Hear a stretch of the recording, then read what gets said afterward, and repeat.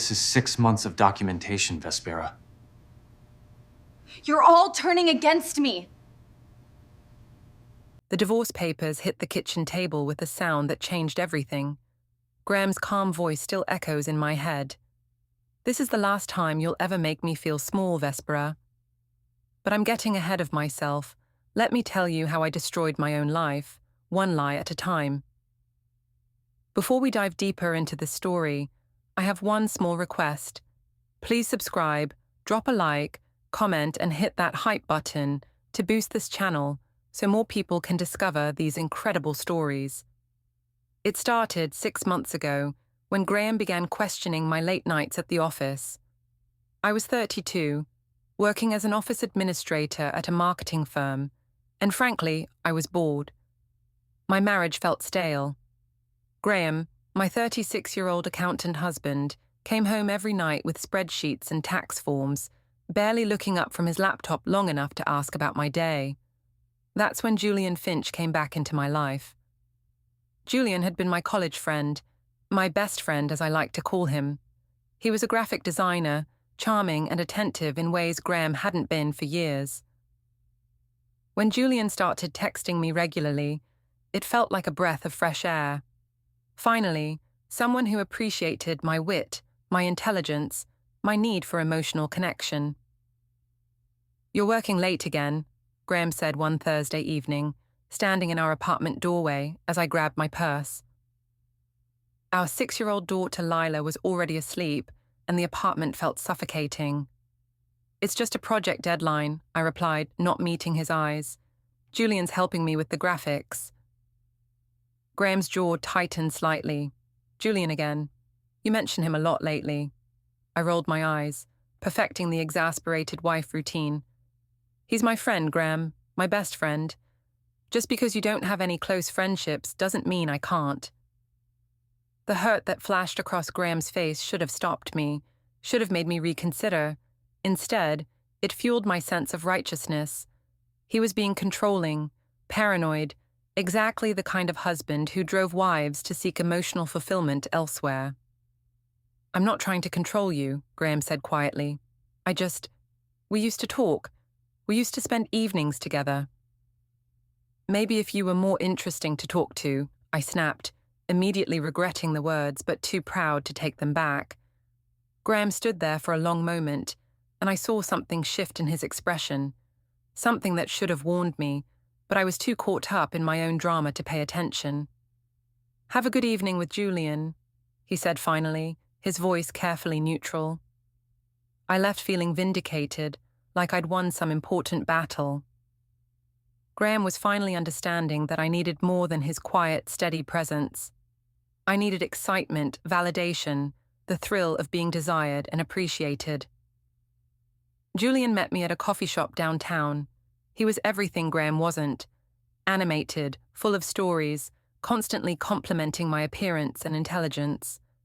We talked for hours about art, life, our dreams. He listened when I complained about Graham's emotional distance, nodding sympathetically. "You deserve better," Julian said, his hand briefly touching mine across the table.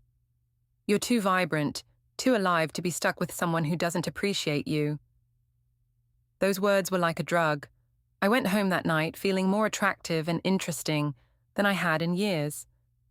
Graham was already in bed, reading. He looked up when I entered. "How was your project?" he asked. "Fine," I said, not elaborating. Let him wonder. Let him realize what he was losing through his own neglect. But Graham wasn't wondering in the way I expected. The next week, I noticed him paying more attention to my phone, my schedule, my explanations for late nights. Instead of the jealous desperation I'd hoped for, he seemed to be documenting something. "Your phone bill came," he said one morning, sliding the envelope across the breakfast table. "Lot of calls to the same number." My stomach fluttered, but I kept my voice steady. "Julian and I are working on several projects together. We have to coordinate." "At 11 p.m., on weekends?" I stood up abruptly, letting indignation mask my panic. "Are you seriously monitoring my phone calls now? What's next, Graham? Are you going to follow me to work?" I'm not monitoring anything, he said calmly. I'm just trying to understand why my wife is spending more time talking to another man than she spends talking to me. Maybe because he actually listens, I shot back. Maybe because he doesn't make me feel guilty for having friends. Graham's mother Marcia was visiting that weekend, and she witnessed this exchange. I saw her exchange a meaningful look with Graham, and I knew I was losing allies. But I was too deep into my justifications to care. That night, Graham asked me directly, "Are you having an affair?" The question hung in the air between us like a blade. I could have told the truth then, could have admitted that, while nothing physical had happened yet, I was emotionally invested in Julian in ways that crossed marital boundaries. Could have apologized, recommitted, worked on our marriage. Instead, I chose the path that would destroy everything. "How dare you," I whispered, letting tears fill my eyes. "How dare you accuse me of cheating just because I have a friend who actually cares about me?" Graham studied my face for a long moment. "So, nothing inappropriate is happening between you and Julian?" "Nothing," I lied smoothly. "He's my best friend, Graham. The fact that you can't trust me says everything about the state of our marriage." I watched Graham's shoulders slump slightly, and I felt a twisted sense of victory. I'd turned his reasonable suspicions into evidence of his own failings as a husband. I was brilliant, manipulative, completely in control. I had no idea that Graham had already started keeping a timeline of my lies. The local cafe became our regular meeting spot. Julian and I would sit at the corner table, heads bent together over coffee cups, and I felt more alive than I had in years. It was intoxicating, this secret emotional affair that I convinced myself wasn't really cheating. "Graham doesn't understand me like you do," I told Julian one Saturday morning. We'd been meeting weekly for 2 months now, and the boundaries between friendship and something more had become increasingly blurred. "He's a fool if he doesn't see how amazing you are," Julian replied, his fingers brushing mine as he reached for his coffee. "You're wasted on someone so ordinary." I glowed under his attention. This was what I'd been missing. Someone who saw my worth, who appreciated my complexity. Graham, with his spreadsheets and quiet evenings, couldn't compete with Julian's artistic soul and passionate conversations. That's when Graham walked into the cafe. I hadn't invited him, hadn't even told him I'd be here. But there he was, looking uncomfortable and out of place among the artistic crowd that Julian and I had attracted. My sister Cleo was with him, which surprised me. "Vespera," Graham said, approaching our table. "Cleo wanted to grab coffee. I didn't expect to see you here." Julian immediately stood, extending his hand with a charming smile. "You must be Graham. I'm Julian, Vespera's best friend. She's told me so much about you." I watched Graham shake Julian's hand, noting the way Julian held it just a moment too long, the way his smile was just a little too confident. Graham's jaw tightened almost imperceptibly. "Join us," I said, gesturing to empty chairs. I was curious to see how this would play out, confident in my ability to manage both men. What followed was 45 minutes of the most uncomfortable social interaction I'd ever orchestrated. Julian dominated the conversation, telling amusing stories that made everyone laugh, except Graham. He made subtle jokes about boring accountant types and men who don't appreciate art. I found myself laughing along, caught up in Julian's charismatic performance. "Graham's always been more of a numbers guy," I said when Julian asked about our shared interests. "He doesn't really get creative pursuits." I saw Graham's face flush slightly, but he remained silent. Cleo looked increasingly uncomfortable, checking her phone repeatedly. "That must be challenging for you, Vespera," Julian said sympathetically, "being married to someone who doesn't share your passions."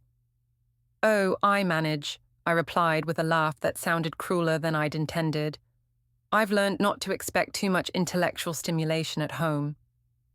The silence that followed was deafening. Graham stared at his coffee cup, his knuckles white where he gripped the handle. Cleo looked mortified. "Actually," Graham said quietly, standing up, I just remembered I have some work to finish. Cleo, are you ready? My sister nodded quickly, gathering her purse. As they prepared to leave, Graham looked directly at me. Have a good afternoon, Vespera.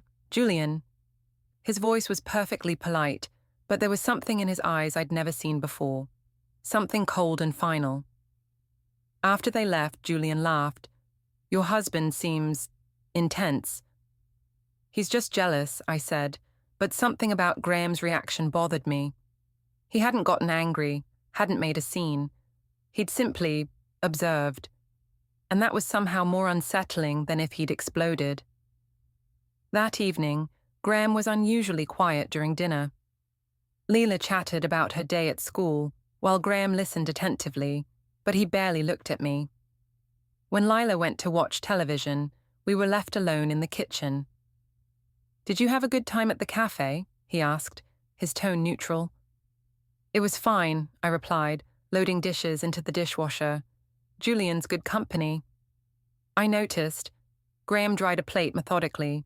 He seems very comfortable with you. There it was, the opening I'd been waiting for.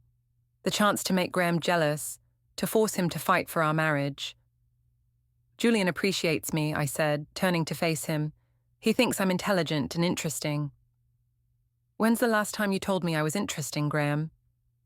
Graham set down the dish towel and looked at me directly. When's the last time you gave me a chance to? You spend more time talking to Julian than you've spent talking to me in months. Maybe because Julian doesn't make me feel guilty for having thoughts and opinions. I've never made you feel guilty for having thoughts and opinions, Graham said quietly. But I am starting to feel like I don't know my own wife anymore. I should have heard the pain in his voice. Should have recognized that this was a man trying to save his marriage. Instead, I heard weakness, an opportunity to press my advantage. Maybe you never knew me at all, I said. Maybe Julian knows me better than you ever did. Graham stood there for a long moment, studying my face. Then he nodded slowly. Maybe he does, he said, and walked out of the kitchen. I felt triumphant and hollow at the same time. I'd won the argument, but something about Graham's calm acceptance bothered me. I'd expected him to fight harder, to demand I stop seeing Julian, to give me a reason to feel righteously indignant about his controlling behavior. Instead, he'd simply agreed with me. Later that night, I heard Graham on the phone in his office. I couldn't make out the words, but his tone was businesslike, professional. When I asked him about it the next morning, he said he'd been discussing a client's tax situation with a colleague. I believed him because I wanted to believe him, because the alternative, that Graham was taking action instead of just accepting my emotional affair, was too threatening to my carefully constructed narrative. My mother Agnes called that afternoon, full of support and validation. You deserve to be happy, sweetheart, she said, when I told her about my friendship with Julian and Graham's suspicious behavior. If Graham can't appreciate what he has, that's his loss. You're still young and beautiful. You have options. Those words echoed in my head as I texted Julian that evening, suggesting we meet again soon. Graham was in his office, door closed, working on something that required his complete attention. He barely said goodnight when I went to bed. I fell asleep feeling justified in my choices, supported by my mother, confident that I was simply taking care of my own emotional needs. Graham would either step up and start appreciating me, or he'd continue being the boring, neglectful husband who drove me to seek fulfillment elsewhere. Either way, I was the victim in this story, and victims, I told myself, couldn't be blamed for doing whatever it took to survive. The selfie seemed harmless at the time. Julian and I were at another cafe meeting, this one with several of his artistic friends who'd joined us for what had become our regular Saturday gathering. Everyone was laughing, the conversation was stimulating, and I felt more like myself than I had in years. Let's capture this moment, Julian said, pulling out his phone. This is what real friendship looks like. We all crowded together for the photo, Julian's arm around my shoulders, me beaming at the camera, surrounded by people who seemed to genuinely enjoy my company. In that moment, I felt beautiful, valued. Understood. When Julian posted it to social media, I immediately shared it to my own accounts with the caption, "My real support system, so grateful for friends who actually get me." The response was immediate and intoxicating. Likes, comments, people telling me how happy I looked, how great it was to see me surrounded by such creative, interesting people. For the first time in months, I felt like the star of my own life, instead of a supporting character in Graham's quiet, predictable world. I was still basking in the social media validation when Graham came home from grocery shopping with Lila. She ran to show me a drawing she'd made at the store, while Graham put away groceries, his movements sharp and controlled. "Mummy, why do you look sad in this picture with Daddy?" Lila asked, showing me her drawing of our family. In her 6-year-old artistic interpretation, the figure representing me had a distinctly downturned mouth while standing next to Graham, but a big smile while standing next to a figure that looked suspiciously like Julian. "That's not sad, sweetheart," I said quickly, glancing at Graham. "That's just how Mummy's face looks sometimes." But Graham had seen the drawing too, and his expression was unreadable. After Lila went to play in her room, Graham approached me with his phone in his hand. "Can you explain this post?" he asked, showing me my own social media account. I looked at the photo again, trying to see it through his eyes. Julian's arm around me, my radiant smile, the caption about my real support system. For the first time, I realized how it might look to my husband. "It's just a photo with friends," I said defensively. "I'm allowed to have friends, Graham." "Friends, yes, but calling them your real support system? What does that make me, Vespera? What does that make our marriage?" His voice was quiet, but I could hear the hurt underneath. Part of me wanted to apologize, to explain that I'd gotten carried away, that I hadn't meant to diminish our relationship. But a larger part of me felt cornered and defensive. "Maybe it makes you someone who's been taking me for granted," I snapped. "When's the last time you made me feel as happy as I look in that photo?" Graham stared at me for a long moment. "I'd like you to take the post down." "Excuse me." "The post, I'd like you to remove it. It's disrespectful to our marriage, and frankly, it's embarrassing." The word embarrassing lit a fire in my chest. How dare he try to control my social media? How dare he demand I hide my happiness just because it made him uncomfortable? "No," I said firmly. "I'm not taking it down. If you're embarrassed by me being happy, that says more about you than it does about me." "This isn't about you being happy, Vespera. This is about you publicly dismissing our marriage while celebrating another man." "Julian is my friend," I shouted, my voice echoing through the apartment. "Just because you don't understand friendship doesn't mean there's anything wrong with mine." Graham's face went very still. "You're really not going to take it down?" "No, I'm not. And if you keep trying to isolate me from my friends, I'm going to start telling people about your controlling behavior." The threat hung in the air between us. I watched Graham process my words, saw something shift in his expression. When he spoke again, his voice was eerily calm. "I see," he said. "So now I'm controlling and abusive for asking my wife not to publicly humiliate me." "I'm not humiliating you, Graham. I'm living my life. If that threatens you, maybe you should ask yourself why." Graham looked at me for another long moment, then nodded slowly. "You're right," he said quietly. "Maybe I should ask myself why." He walked away, leaving me standing in the kitchen with my righteous anger and my social media post. I felt victorious and vindicated. Graham was finally seeing that he couldn't control me, couldn't dictate my friendships or my happiness. I called my mother that evening, needing her validation and support. "You absolutely did the right thing," Agnes assured me. "Graham sounds like he's becoming emotionally abusive, trying to isolate you from your friends. That's classic controlling behavior, sweetheart. You need to protect yourself." Her words reinforced everything I'd been thinking.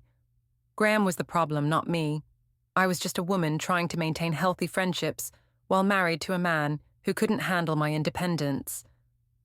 But later that night, I noticed Graham in his office again, working on something that seemed to require intense concentration. When I asked what he was doing, he said he was organizing some financial documents. For what? I pressed. Just getting our affairs in order, he replied without looking up, making sure everything's properly documented. Something about his tone made me uneasy, but I pushed the feeling away. Graham was an accountant. He was always organizing financial documents. There was nothing sinister about it. I went to bed that night with my social media posts still up, dozens of supportive comments from friends and acquaintances who thought I looked radiant and happy. The validation was intoxicating, proof that I was right to prioritize my own happiness over Graham's insecurities. I had no idea that Graham had already taken screenshots of the post and every comment. Had no idea that my own words about his controlling behavior were being carefully documented alongside timestamps and context. I thought I was winning a battle for my independence. I didn't realize I was providing evidence for my own destruction. The next morning, Graham was gone before I woke up, leaving only a note saying he'd taken Lila to his mother's house for the day. When I checked my phone, I saw that my social media post had gained even more attention overnight, but not all of it was positive. Some of Graham's family members had seen it. His brother Elliot had commented, "Interesting perspective, Vespera." His mother Marcia had simply liked Elliot's comment, but I could read volumes into that small gesture of support for her son. For the first time, I began to realize that my actions might have consequences beyond Graham's hurt feelings. But by then, it was already too late to take any of it back. The office building was nearly empty when Julian met me there on a Thursday evening. I'd told Graham I was working late on a presentation, which wasn't entirely a lie. Julian was helping me with the graphics, just as I'd said. But the nature of our work had evolved into something much more intimate than professional collaboration. "You look stressed," Julian said as we settled into my office, the door closed behind us. "Graham giving you trouble again?" I sank into my desk chair, suddenly exhausted by the constant tension at home. "He's been watching me constantly, questioning every late night, every phone call. It's suffocating." Julian moved behind my chair, his hands settling on my shoulders. "You deserve so much better than this, Vespera. You're brilliant, beautiful, full of life. He's crushing your spirit." His hands began massaging the tension from my shoulders, and I closed my eyes, allowing myself to enjoy the attention. This was what I'd been missing. Someone who saw my worth, who wanted to take care of me instead of constantly questioning my choices. Sometimes I wonder what my life would have been like if I'd married someone who actually understood me, I murmured. "You still could," Julian said softly, his hands stilling on my shoulders. "It's not too late to choose happiness, Vespera." I turned to look at him, seeing the desire in his eyes that had been building for months. We were alone, away from Graham's suspicious glances and judgmental family members. For the first time, I allowed myself to imagine what it would be like to be with someone who truly appreciated me. "Julian," I whispered, and he leaned down, his face inches from mine. That's when we heard footsteps in the hallway. We sprang apart like guilty teenagers, Julian moving quickly to the other side of the room while I pretended to study documents on my desk. The footsteps passed by without stopping, but the moment was broken, the spell of intimacy shattered by the reminder that we weren't as invisible as we'd thought. "I should go," Julian said, gathering his jacket. "But Vespera, think about what I said. You don't have to stay trapped in a marriage that makes you miserable."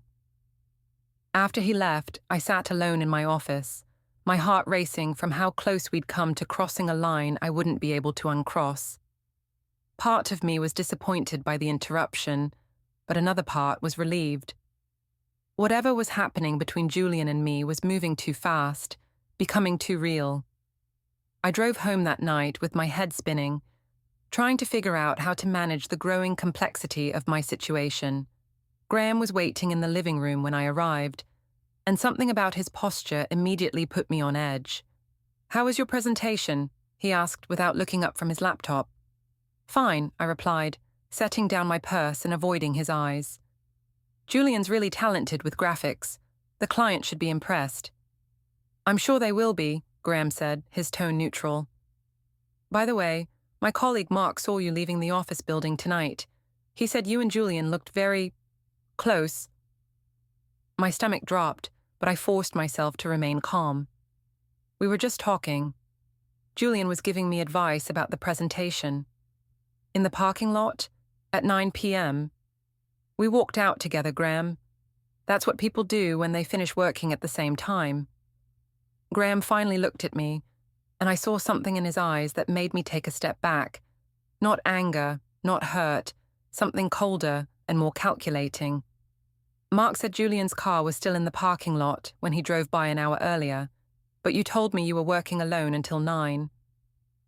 I felt trapped, caught in a contradiction I couldn't easily explain away.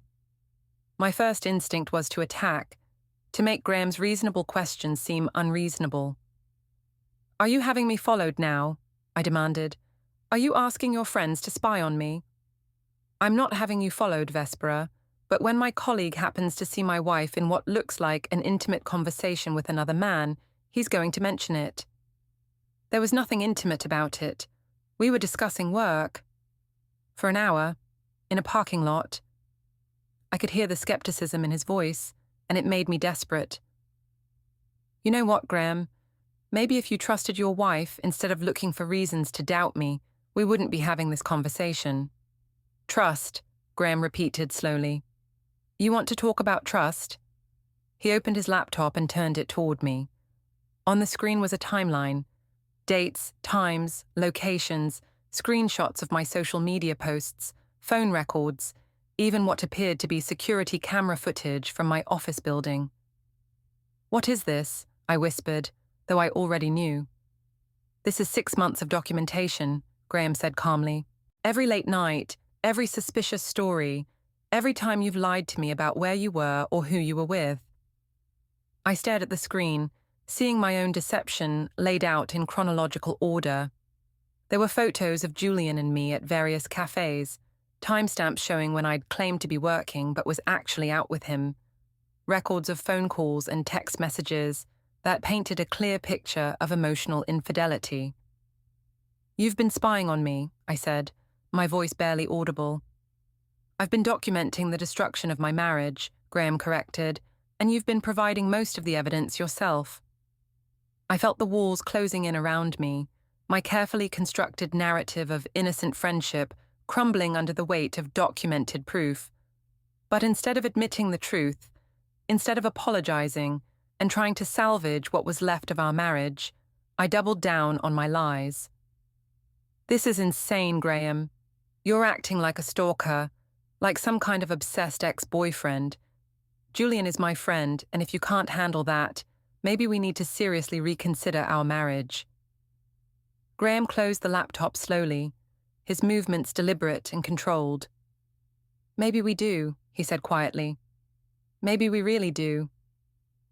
The finality in his voice sent a chill through me, but I was too proud, too committed to my version of events to back down now. Fine, I said, crossing my arms. Maybe we should. Graham stood up, gathering his laptop and some papers I hadn't noticed before. Where are you going? I asked, suddenly panicked by his calm acceptance of my ultimatum. To my brother's house, he said. I think we both need some space to think about what we really want. What about Lila? She's already at my mother's. I picked her up from school today and explained that Daddy and Mommy need some time to work things out. The fact that he'd already made arrangements for our daughter, that he'd planned this confrontation and its aftermath, should have warned me that Graham was several steps ahead of me. But I was too caught up in my own righteousness to see the trap I'd walked into. Fine, I repeated, though my voice was less steady now. Take all the space you need. Graham paused at the door, looking back at me with an expression I couldn't read. I will, he said. And Vespera, you might want to call Julian. You're going to need that support system you've been posting about. After he left, I stood alone in our apartment, surrounded by the silence of my own choices. I should have felt victorious. I'd finally forced Graham to stop trying to control me, to accept that I had needs he couldn't meet. Instead, I felt hollow and afraid. I called Julian, but his phone went straight to voicemail. I called my mother, who assured me that I'd done the right thing, that Graham was showing his true colors by trying to isolate me from my friends. But as I sat alone that night in the apartment that suddenly felt too big and too quiet, I began to wonder if I'd won a battle only to lose something much more important. I had no idea that Graham was already meeting with a divorce attorney, armed with 6 months of carefully documented evidence of my emotional affair and public humiliation of our marriage. The breaking point hadn't been Julian's hands on my shoulders, or even my threats about reconsidering our marriage. It had been the moment I chose to lie instead of fight for the truth, the moment I decided that protecting my narrative was more important than protecting my family. And now it was too late to take any of it back. The family dinner at Marcia's house was supposed to be a reconciliation. Graham had been staying at his brother Elliot's place for 2 weeks, and I'd finally swallowed enough pride to suggest we try to work things out. What I didn't expect was to walk into what felt like a carefully orchestrated intervention. Graham's entire family was there: Marcia, Elliot, even Graham's Aunt Susan, whom I'd only met a few times. My sister Cleo had come for moral support, but she seemed uncomfortable from the moment we arrived. "Vespera, dear," Marcia said, her smile not quite reaching her eyes. "So glad you could join us. We've been wanting to have a family conversation." The formal tone immediately put me on edge. This wasn't the warm, welcoming atmosphere I'd expected. Graham sat at the far end of the table, looking calm and composed in a way that made me nervous. "I thought this was supposed to be about reconciliation," I said, taking my seat across from him. "Not a family tribunal." "It is about family," Marcia replied, "about what's best for everyone involved, especially Lila." Lila was playing in the living room, blissfully unaware of the tension crackling through the dining room. I watched her through the doorway, my heart aching with how much I'd missed her these past 2 weeks. "Graham's told us about your friendship with Julian," Elliot said, his voice carefully neutral. "We're concerned about how this situation is affecting everyone." I felt my defenses rising immediately. My friendship with Julian isn't anyone's business but mine. When it affects our son and granddaughter, it becomes our business, Marcia said firmly. That's when Graham opened his laptop, just like he had 2 weeks ago in our apartment. But this time, instead of showing me the evidence, he turned it toward his family. "I want everyone to see what we're dealing with," he said quietly. "I want you to understand why I've made the decisions I've made." I watched in horror as Graham displayed the same timeline he'd shown me: the photos, the social media posts, the documented lies and inconsistencies. But seeing it presented to his family felt like being stripped naked in public. "Graham, stop," I said, my voice rising. "This is private. This is between us." "Nothing about your behavior has been private, Vespera," Graham replied calmly. "You've made our marriage problems public entertainment on social media. You've humiliated me in front of friends and family. Privacy stopped being an option when you decided to broadcast your emotional affair to the world." "It's not an affair," I shouted, standing up abruptly. "Julian is my friend. Just because you can't handle me having a life outside this suffocating family doesn't mean I'm cheating." The silence that followed was deafening. Even Lila looked up from her toys, sensing the tension in the adult voices. Marcia spoke first, her voice cold and disappointed. "Vespera, we've watched you systematically disrespect our son for months.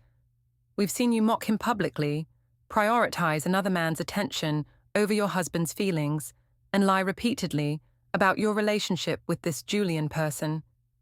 "You don't understand," I said desperately. "Graham's been emotionally neglectful for years. He doesn't appreciate me, doesn't value my intelligence or my needs. Julian does." "So your solution was to have an emotional affair?" Elliot asked. "To humiliate Graham instead of working on your marriage?" I didn't have an affair. We're friends. That's when Graham played the audio recording. I heard my own voice, clear and unmistakable, from the conversation Julian and I had in my office 2 weeks ago. The part where I talked about wondering what my life would have been like if I'd married someone who understood me. Julian's response about it not being too late to choose happiness, the intimate tone, the obvious emotional connection that went far beyond friendship. How did you... I started, then stopped. It didn't matter how he'd gotten the recording. What mattered was that everyone in the room had just heard proof of my emotional infidelity. Security cameras have audio, Vespera, Graham said quietly. And I have friends in building management. I felt the room spinning around me, my carefully constructed narrative crumbling in real time. These people had known me for 8 years, had welcomed me into their family, had trusted me with their son and brother's happiness. Now they were looking at me like I was a stranger. "You're all against me," I said, my voice breaking. "You've turned this into some kind of witch trial where I'm guilty no matter what I say." "We're not against you," Marcia said sadly. "We're disappointed in you. There's a difference." Cleo, who had been silent throughout the confrontation, finally spoke up. "Vespera, maybe you should listen to what they're saying. Maybe you should think about what you've done to your marriage." The betrayal of my own sister's words hit me like a physical blow. "You too, Cleo. You're going to side with them against your own family." "I'm not taking sides," she said quietly. "I'm trying to help you see that you've made some really poor choices. Julian isn't worth destroying your marriage over." "This isn't about Julian," I screamed, my composure finally shattering completely. "This is about a husband who took me for granted and a family who never accepted me in the first place." The accusation hung in the air like a bomb. I saw Marcia's face go pale, saw Elliot's jaw clench, saw the hurt and anger in their eyes. "Never accepted you," Marcia said, her voice shaking.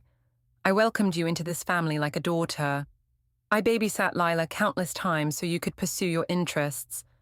I defended you when people criticized your choices. And this is how you repay that acceptance?" I realized I'd gone too far, but I was too deep into my defensive spiral to stop. "You've always judged me, always thought Graham could do better." "Right now," Elliot said coldly, "I think he can." Graham had remained silent during my outburst, but now he stood up, closing his laptop with a decisive snap. "I think we've heard enough," he said. "Vespera, I want you to leave." "This isn't your house, Graham. You can't make me leave." "Actually," Marcia said, standing as well, "this is my house, and I'm asking you to leave. You're not welcome here until you're ready to take responsibility for what you've done to this family." I looked around the room at faces that had once been warm and welcoming, now cold and closed off to me. Even Cleo wouldn't meet my eyes. "Fine," I said, grabbing my purse. "But don't expect me to come crawling back begging for forgiveness. I haven't done anything wrong except try to find happiness in a marriage that was already dead." As I reached the door, Graham's voice stopped me. "Vespera," he said quietly, "my lawyer will be calling you tomorrow. We need to discuss custody arrangements and division of assets." The words hit me like ice water. "Your lawyer?" "I filed for divorce yesterday," Graham said, his voice matter of fact. "You'll be served with papers within the week."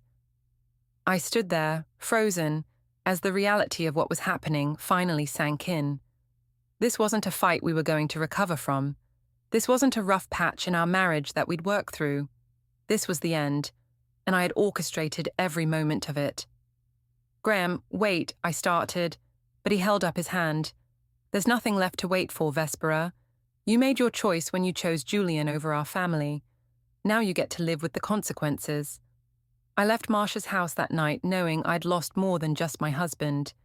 I'd lost his entire family, people who had loved and supported me for years, until I threw it all away for the validation of a man who wouldn't even answer my calls when things got difficult. The divorce papers arrived 3 days later, along with a custody proposal that would give Graham primary physical custody of Lila, with me getting supervised visitation until I could prove I'd addressed my emotional stability issues. That's when I finally understood that Graham hadn't just been documenting my affair. He'd been building a legal case that would ensure I lost everything that mattered. And the most devastating part was that I'd given him all the evidence he needed. The law office smelled like leather and disappointment. I sat across from Graham and his attorney, a sharp-eyed woman named Patricia Chen, who had laid out my life's destruction in neat legal documents. 6 months after that first lie about working late with Julian, I was facing the complete dismantling of everything I'd built. "Mrs. Dalloway," Patricia said, her voice professionally courteous, "we're prepared to offer a settlement that we believe is fair, given the circumstances." I looked at Graham, hoping to see some softness in his expression, some sign that the man I'd been married to for 8 years was still in there somewhere. Instead, I saw a stranger, calm, composed, and absolutely resolute. "The custody arrangement gives you supervised visitation every other weekend," Patricia continued, "with the possibility of unsupervised visits after 6 months of counseling and demonstrated stability." "Supervised visitation," I whispered. "She's my daughter." "She's our daughter," Graham said quietly, "and the court needs to see that you can prioritize her well-being over your own emotional needs." The words stung because they were true. I'd been so caught up in my affair with Julian, so focused on my own validation and happiness, that I'd barely considered how my choices might affect Lila. I'd missed school events, forgotten important conversations, left her with babysitters while I met Julian at cafes, and convinced myself I was fighting for my right to be happy. "The financial settlement is generous," Patricia added, sliding another document across the table. "Mr. Dalloway is offering you half the value of your shared assets, plus alimony for 2 years, while you establish independent living arrangements." I stared at the numbers, realizing that Graham was giving me far more than I deserved. After months of public humiliation, emotional infidelity, and outright lies, he was still trying to ensure I'd be financially stable. "Why?" I asked him directly. "After everything I've done, why are you being so fair?" Graham looked at me for a long moment before answering. "Because despite everything, you're still Lila's mother, and because I want to be able to look at myself in the mirror and know I handled this with integrity, even if you couldn't." The simple dignity of his response broke something inside me. This was the man I'd convinced myself was boring, neglectful, unworthy of my attention. This was the husband I'd betrayed for Instagram likes and the thrill of another man's validation. "Graham," I started, my voice cracking, "I know I can't undo what I've done, but I want you to know that I—" "Don't," he interrupted gently. "Please don't apologize now. It's too late for apologies to mean anything." The first unsupervised overnight came on a rainy Saturday in May. Lila arrived with her little unicorn suitcase and the solemn expression of a child who'd learned too early that plans can break. Graham handed me the bag at the door, eyes flicking over my new apartment. Small, tidy, no trace of chaos. "Curfew's still 8:30, he said. "She has swim at 9 tomorrow." "I remember." He crouched to Lila's height. "Call if you need anything, okay, Bug?" She nodded, then surprised us both by hugging him twice, once for goodbye, once for courage. The door closed. It was just us. We made chocolate chip pancakes for dinner because that's what Saturdays are for. She told me about her new teacher, about how Daddy let her pick the paint for her bedroom. Lavender with glitter stars. About Sarah who comes over on Fridays and makes the best grilled cheese. "Sarah's nice," Lila said, licking batter off her finger. "She doesn't yell when I spill." I swallowed the lump in my throat and kept flipping pancakes. Later, after bath and 3 chapters of Junie B. Jones, I tucked her in. She reached for the nightlight, the same one from her old room, the one shaped like a moon. "Mommy?" she whispered in the dark. "Yes, baby?" "Are you still sad?" Every day, I thought. "Sometimes," I said, "but I'm getting better at being happy again." She considered this with 6-year-old gravity. Daddy says being sad is okay if you don't stay there too long. Your daddy's pretty smart, she yawned. He smiles more now, like real smiles. I kissed her forehead and stayed until her breathing evened out. When I came back to the living room, my phone lit up with a text from Graham. Graham. She forget her stuffed narwhal. I looked at the couch. There it was, wedged between cushions. Me. Got it. I'll bring it tomorrow. Graham. Thanks. A pause. The 3 dots appeared, vanished, appeared again. Graham. She had fun tonight, kept talking about the pancakes. Me. She ate 4. I let her put sprinkles in the batter. Graham. Dangerous precedent. Me. I'm allowed to be the fun mum sometimes.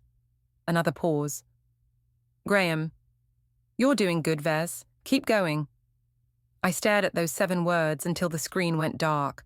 I didn't reply. I didn't trust my hands not to type something stupid like thank you or I miss you or I'm sorry for the 10,000th time. Instead, I sat on the couch holding the narwhal, breathing in the scent of baby shampoo and chocolate chips, and let myself cry the quiet kind of tears that don't wake sleeping children. Some losses are permanent. The marriage is gone. The house is gone. The version of me that thought boredom was the worst thing that could happen to a person, gone. But the door isn't welded shut. It's cracked open, just enough for moonlight and narwhals, and the possibility that one day Lila will stop bracing for me to disappear again. I'm not redeemed. I'm not forgiven. I'm just no longer lying. To her, to Graham, or to myself. And for tonight, with my daughter breathing evenly down the hall and tomorrow's pancakes already planned, that feels like the first honest thing I've built in years. It's small, it's fragile, it's mine to protect this time. I'll start there.